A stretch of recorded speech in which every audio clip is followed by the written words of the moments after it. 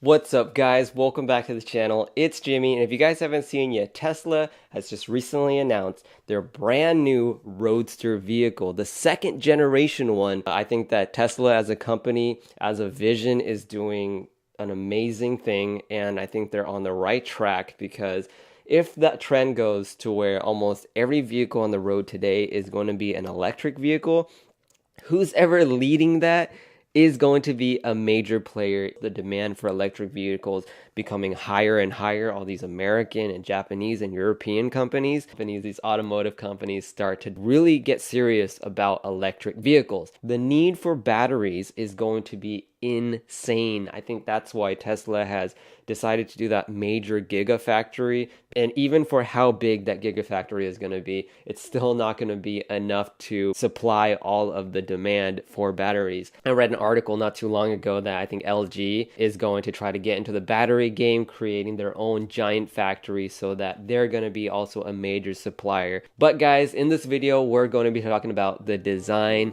of the brand new Tesla Roadster.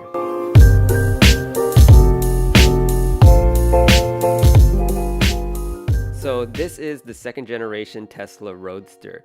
Very much improved from the first generation Roadster in almost every way when it comes to design. Taking a look at those numbers, Tesla is claiming that this is going to be one of the fastest production cars, stating the quickest car in the world with record-setting acceleration, range, and performance. Those are some major claims right there. Although it looks like a two-seater, it actually can accommodate 4 people. So I haven't really been able to find any images of the rear seats, but just even in the shot right here, I'm just gonna assume that the seats are gonna be very tight. Overall, the design contains very traditional Tesla styling cues. The headlight shape and the roof line is very reminiscent of the Model S. It has a very traditional sports car body styling, which is to be expected. If all the performance cars are based off of aerodynamics, it's pretty reasonable to think that, eventually they're all gonna kind of look very similar. It's just how the science is. They were going over the semi-trucks and the aerodynamic numbers were beating the Bugatti Chiron's numbers.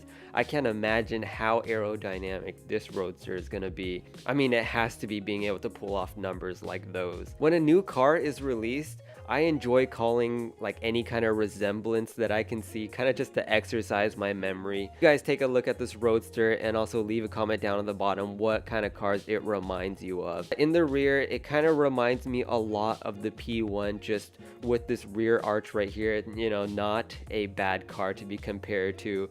The rear tail lights and the trunk lid looks a lot like the Mazda Vision RX to me. Which is one of probably the sexiest concept cars out here now. Just because I'm saying that it looks a lot like these other vehicles doesn't take anything away from the Tesla Roadster. The idea when it comes to designers and designing new things is you take a little bit of this and a little bit of that, things that you get really inspired by, things that work, conventional wisdom, and you add it to your own thing, changing it up, adding your own style to it. Once your brand or the item becomes a lot more popular, it begins to become iconic to the brand, and a lot of people will begin to compare newer things to this new brand just because it's more well known. One of my favorite features of this design is the curvy, muscular looking feel that it embodies. How the front arch here kind of wraps around and drops right into the headlight, kind of leading the viewer's eye all around the car. Taking a look at the roof, the removable lid is black, giving the Roadster a very sleek, continuous line from the windshield all the way to the rear. The roof is very interesting because it contains 2 character lines that run all the way to the rear windshield. Having character lines in the glass is very cool idea, but probably won't make it into the production version. It looks super cool nevertheless. The exterior is very curvy and beautiful, like a woman's body, but yet if you take a look at the interior, it's full of straight, sharp, dynamic lines. I do see a market out there where there will be people that want this futuristic technology in their vehicles, but probably wants a more homey, traditional feel, more contemporary type of an interior. Tesla's design direction is probably to be as minimal as possible.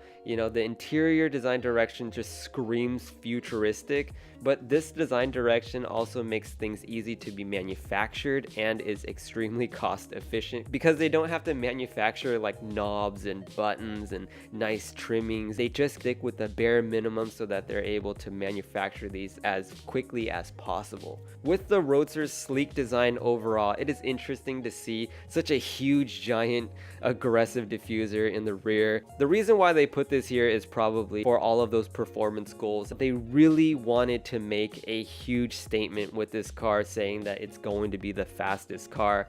This kind of leads me to think there's going to be a affordable version where there's probably not going to be this huge ass diffuser.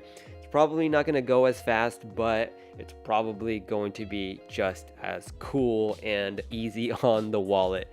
Anyways, guys, I hope you enjoyed this video. I'm talking about the design and first impressions of the Roadster. If you guys like this video, definitely hit that thumbs up button. Also hit that subscribe button if you want to get my videos to come right to you. Hit that little bell like everybody says.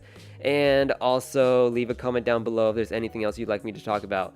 Anyways, guys, this is Jimmy, and I will catch you in the next video. Peace.